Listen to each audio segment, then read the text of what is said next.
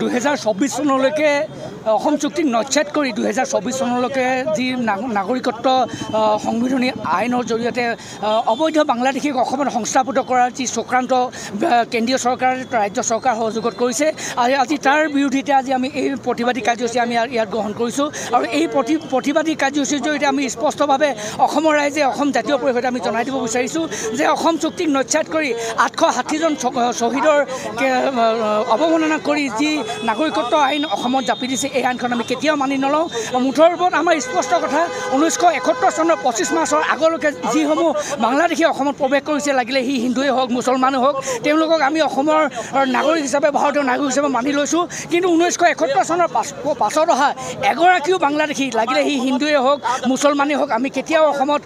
ভাৰতীয় নাগৰিকত্ব আমি মানি নলওঁ গতিকে অসম চুক্তিৰ আধাৰত 1971 চনৰ 25 মাৰ্চৰ পাছত অহা প্ৰতিগৰাকী বাংলাদেশীক অসমৰ পৰা বহিষ্কাৰ কৰিব লাগিলে তেওঁ হিন্দুৱে হওক মুছলমানেই হওক তাৰোপৰি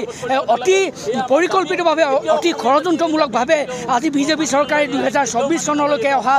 হিন্দু বাংলাদেশীক মুছলমান বাংলাদেশীক বাদ দি হিন্দু বাংলাদেশীক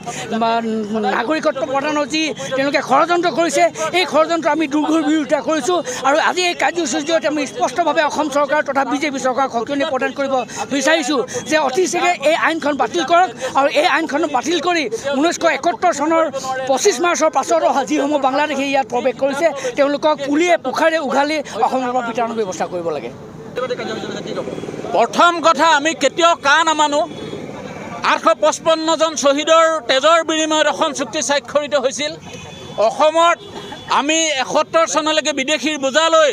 অসমীয়া জাতিয়ে মহানুভৱতা দেখুৱালোঁ সমগ্ৰ বিশ্বই অসমীয়া জাতিক স্বীকাৰ কৰে সেই অসমীয়া জাতিৰ ওপৰত কেন্দ্ৰীয় চৰকাৰে পুনৰ আইন জাপি দি আজি পৰ্যন্ত